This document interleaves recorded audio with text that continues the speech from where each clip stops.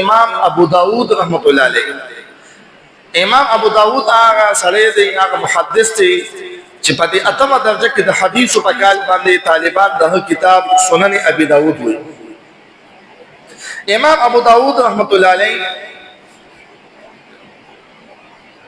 د سمندر په غاړه باندې ولاړو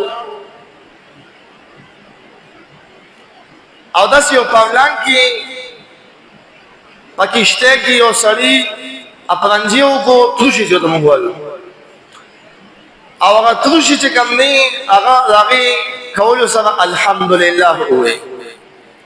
نو مسله دا چې مسلمان الحمدلله د تروشي وې الحمدلله وې، نو بل مسلمان باندې دا لازم دي چې دی به يرحمک الله جواب ورکړي،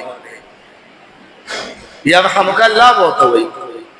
او بعض روایتو کې راغلي دي چې يرحمک الله په جواب کې دا توشي ولا بیا جواب ورکړي چې يهديكم الله ويصلح بالكم. نو دا روایت کې راغلي دي. نو د چې هغه سړی आवाज دومره تیز چې په یو پرلان کې کشته کې سړی سورو دومره په تیز باندې وي چې امام ابو داود د سمندر په غاړه باندې ولاړ دي او الحمدلله هغه وغیدو چې وایغیدو. نو دوی چې جواب ورکول غواړي زمانه لري دي ځان چې دا جواب ووري. نو ګوره تاسو چلیو کو په 3 درهم باندې کشته ځاله وکړه. لکه زموږ په زمانه کې پټامو اورګل مسله ځل چینچیو راشکو کی ځاله په پیسو باندې او اصلي پس منډه لاړ شي. د قشن غزل سمندر کشته وکړه وشابه د غټه کشته پس میرا سوا د سړي په جواب الحمدلله ورقوما چې الله رضا شي. نو شاګه درې درهم وخت کشته وکړه، کشته پس روانه شو، غټه کشته لا لانچ لا خواله وغزیدل. هغه سړي ته ځوان زی شو وته يرحمك الله.